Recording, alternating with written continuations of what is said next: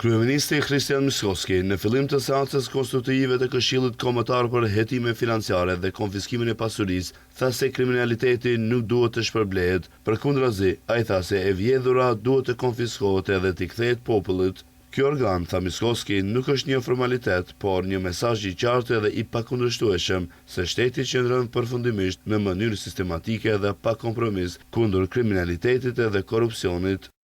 Kjo qeveri e nisi luftën kundër kriminalitetit dhe korrupsionit, jo me deklarata, por me vepra. Aktualisht po përpunohen më shumë se 50 raste për korrupsion të lartë, raste që për vite të tëra janë mbuluar, shtyrë ose ignoruar, por kjo nuk është fundi, por fillimi. Ne presim hapjen e rasteve të reja, hetime të thella dhe rezultate që do të rikthejnë besimin e qytetarëve tek shteti dhe institucionet. Dua të them qartë dhe fort, nuk ka drejtësi selektive, nuk ka të mbrojtur, nuk ka të paprekshëm.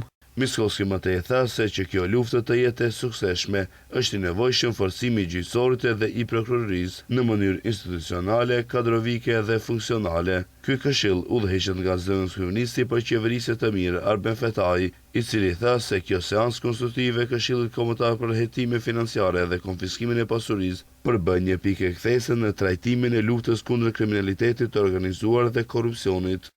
I themeluar me vendim të qeverisë më 9 shtator 2025, ky këshill përfaqëson mekanizmin më të lartë shtetëror për mbikëqyrje politike dhe koordinim ndërinstitucional në fushën e hetimeve financiare dhe konfiskimit të pasurisë së paligjshme.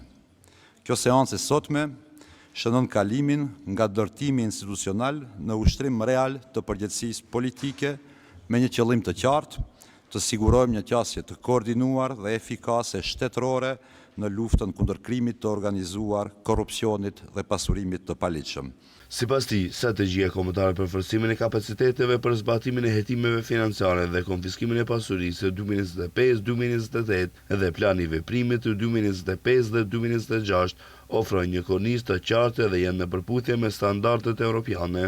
Ai e konsideron atë një forum kyçe për kalim nga, siç tha, një kakofoni institucionale drejt veprimit të detyrueshëm ndërmjet institucioneve.